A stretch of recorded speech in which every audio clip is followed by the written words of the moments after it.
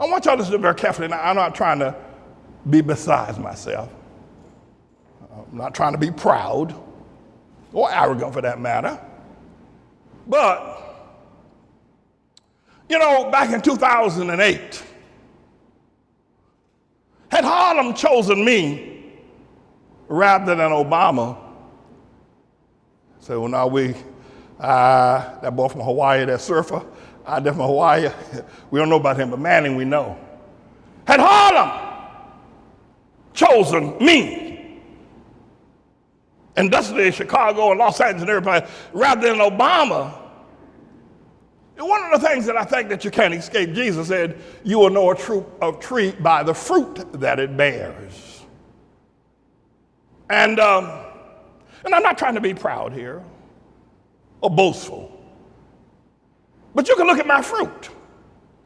What is it that Pastor Manning has done? Right? Had Harlem and the Hamite brother decided to follow me and let me lead them, we would have built schools all over Harlem. Graduating students.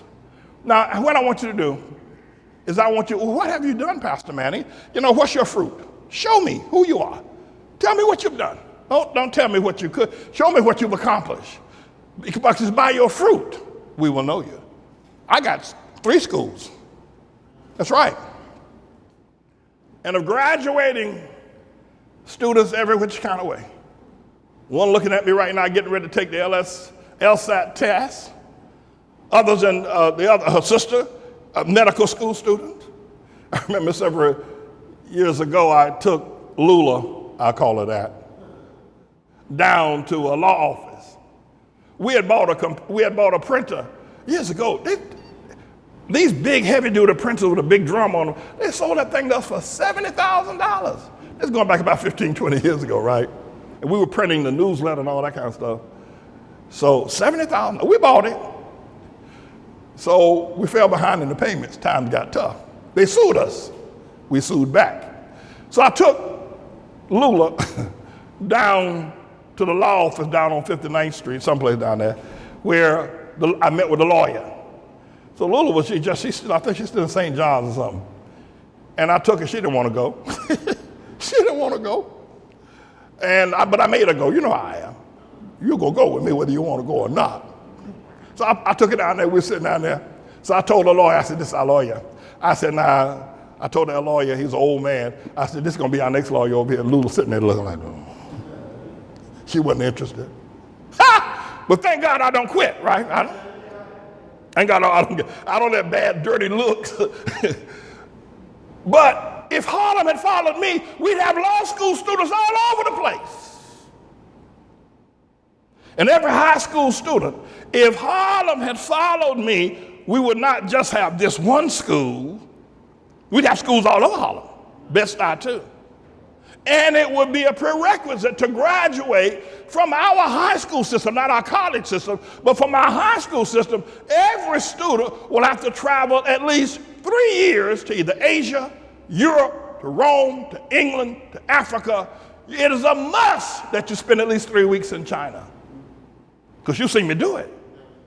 With no money whatsoever, every year taking students to China, South Korea, to Europe, to Paris, to Rome, every year. And we just do it with no help from anybody. We just do it.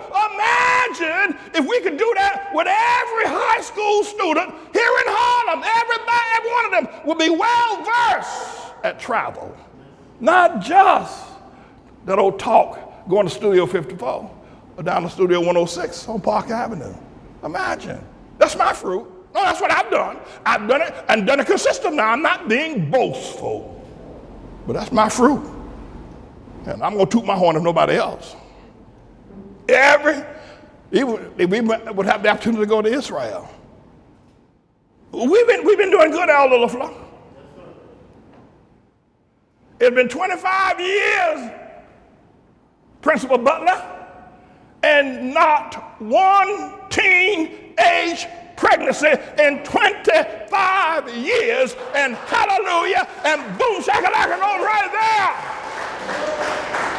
Imagine if Harlem had followed me rather than Obama. Imagine. Just think for just a second what I would have produced and what they produce. You know, every student, somebody wrote this about me. If Harlem ever woke up to Manning, every student going to school in Harlem would be dressed for business and not for sports. By that I mean he'd have on a shirt, tie, and a jacket, and a pair of wingtips or penny loafers rather than a pair of sneakers and a pair of basketball pads. That's how they go to school. They're dressed for sports. They're not dressed for the business world. But here, with me, they followed me. Yeah. Watch this. You know, if your family members, Harlem, and black people had followed me, every man who's a follower of me will be able to drive the same kind of car I drive. That's right. I'm not driving something that will be outside of their reach. Look outside the church today. You see? So they say, Creflo got a private plane. Well, then all the members ought to have one. Huh? What? Just the pastor? He the only one? Everybody else on the bus? No. You follow me, you drive what I drive. You go where I go. I've taken y'all to so many restaurants you can't even remember if you had $1 for each one you went to. And not just that, if Harlem had followed me, now we're talking about the devil stopping the prophecy of Obama. Can you see what he stopped? Every woman will be loved and protected. That's right. You know, you can't be a sometime strong man, right? Well, if someone comes up and tries to harm Elizabeth, I'm going to pull off my clothes and get in my Superman costume. And I'll show him a thing or two. No, a strong man is a strong man all the time. I'm a strong man when I talk to the young boys. I don't have to change into a new outfit when somebody's attacking her. No, I'm the way I am all the time. I'm the Lord's servant all the time, not just sometimes. I wake up a strong man. I wake up fighting myself. I woke up this morning, I was punching at myself. I thought I saw something in the bedroom. It was me in the mirror. I was fighting. I said, whoa, wait a minute here.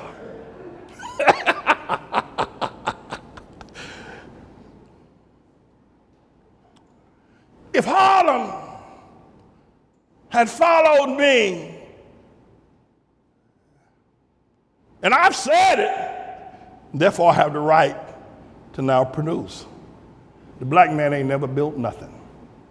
He had Africa for 25,000 miles of circumference, from the Mediterranean to the Indian to the Atlantic Ocean to the Red Sea.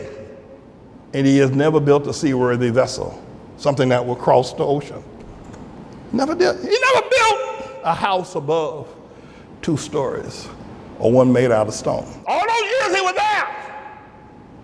But I said it, it's very painful. I'm still hated today for having said it, but it's true. But I also said, okay, let's build an arch. The Middle Passage. Let's put it on 125th Street and 7th Avenue, make it 70 by 40, make it an imposing, if you will, tomb, make it a monument to all the thousands and tens of thousands, perchance millions, that died, the black men and women and babies and children that died in the Middle Passage. Let's put up a memorial for them on 125th Street and 7th Avenue, the way they put up a memorial to Robert E. Lee down in New Orleans, the white man did. Let's put up a memorial to the black man called the Arch of the Middle Passage.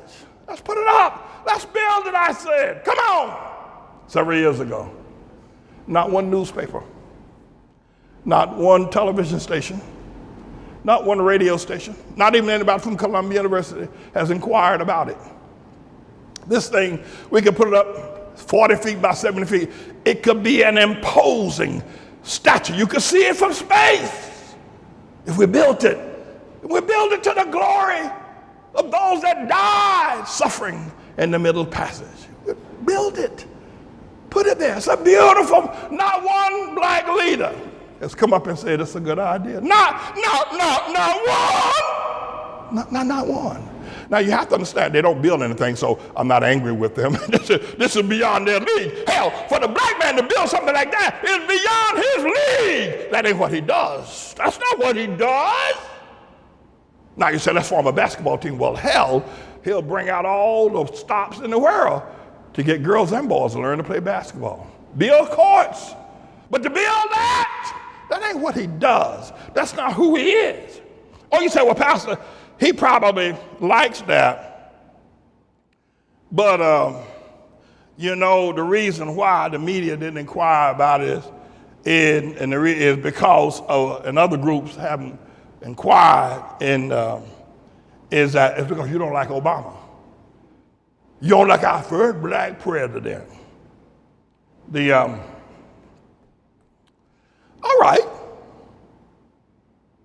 But, again, the sausage brain black man, he don't think. I swear to God. And I know he went to Harvard, got a PhD, he still don't think.